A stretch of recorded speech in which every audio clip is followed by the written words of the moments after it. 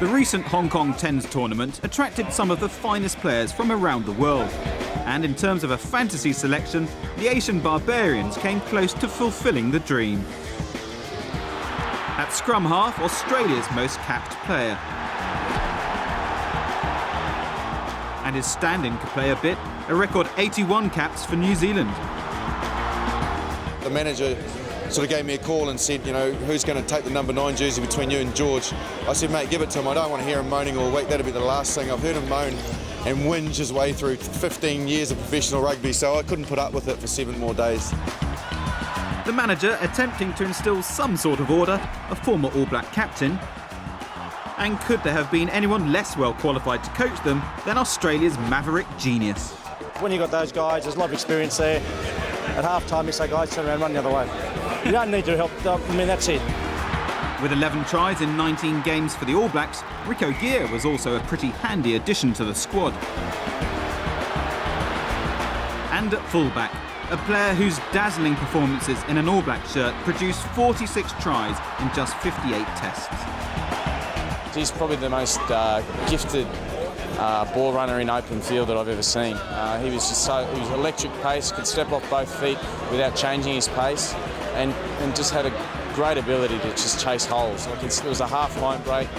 How many tries did you see him turning up, getting that last pass and just going untouched? So he was so dangerous, and you never look forward to playing Christian because you just knew you were in for a very, very tough day at the office. You know, you hear guys like Justin Marshall and George Gregan are playing, and you know, Campo's the coach and Fitzpatrick's the president, not that he does anything.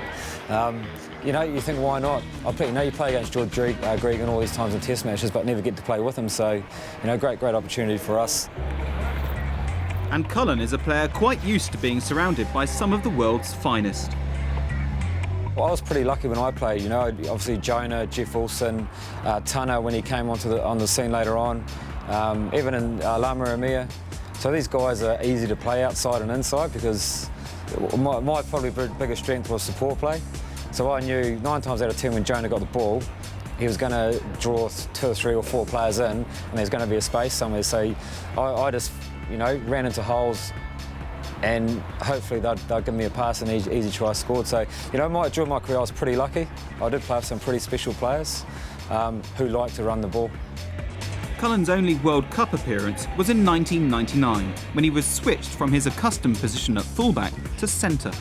At the time I said, well, I'll do whatever's best for the team and, you know, I want to play, so I'll play anywhere. But, you know, I sit here now thinking, well, I wish I had said that. I wish I said I want to play fullback, but, you know, it's happened and I suppose the tournament in itself is probably frustrating for me because I think you need to be playing in a position to be for, you know, a few more games than 2 or 3 to be good at it. And probably at that time there was other guys that could have probably filled that spot better than I could. Here in Hong Kong, his team came through their semi-final, something the 99 All Blacks memorably failed to do.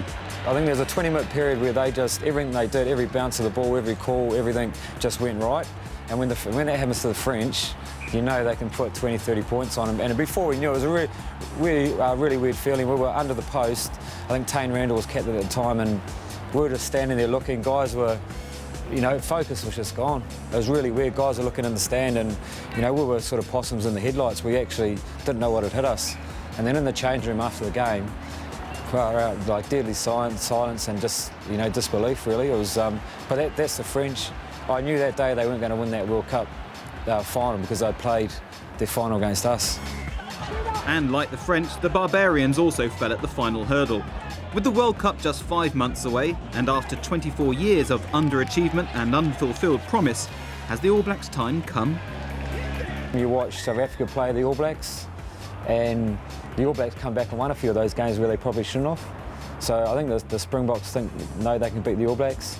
And I think England, I think they always play well in World Cups. They're playing a reasonably expensive game, but they've got that tight game as well.